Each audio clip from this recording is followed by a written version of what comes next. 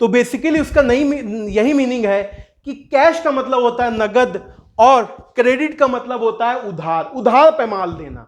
नगद मतलब तुरंत रोकड़ा जेब से निकाला और दे दिया। 50 लाख का पेमेंट था, जेब से निकाला, लीजिए 50 लाख रुपए, गुड्स ट्रक में लदवाइए, कोई कर्ज नहीं।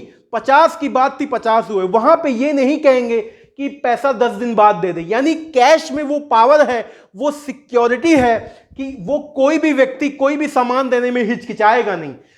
क्रेडिट पे बिजनेस ज्यादातर होता है वो आपकी साख, आपकी गुडविल के ऊपर होता है कि आपकी मार्केट में गुडविल अच्छी है तो आप जो है क्रेडिट पे माल उठाएंगे, यानी उस पे उधार पे माल उठाएंगे। ज्यादातर बिजनेस उधार पे ही होता है, लेकिन नगद में आपका सम्मान कभी खराब नहीं होता, आपकी इज्जत कभी खराब नहीं होती, आपका कभी अपमान नहीं होता, क्योंकि आपने पैसा सीधा दिया, माल गुड्स ट्रक में लदा और आपके गोडाउन में आ गया। ठीक है ना?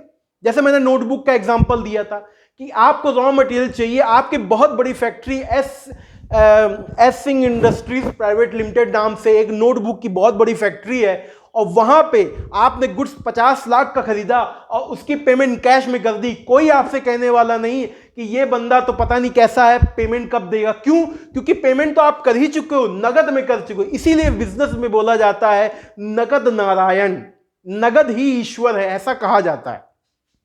तो कैश में एकदम आप नीट एंड क्लीन होते हैं, आपका रिकॉर्ड बहुत अच्छा होता है। बट क्रेडिट में जब पीरियड बीतता जाता है, यानी कि एक टाइम के बाद आप फिर भी पेमेंट नहीं कर पाए, तो मार्केट में आपका अपमान होना तय है, आपकी इंसल्ट होना तय है। बिकॉज आपने 10 दिन का टाइम मांगा था, लेकिन 10 दिन बाद आपने पेमेंट नहीं करी।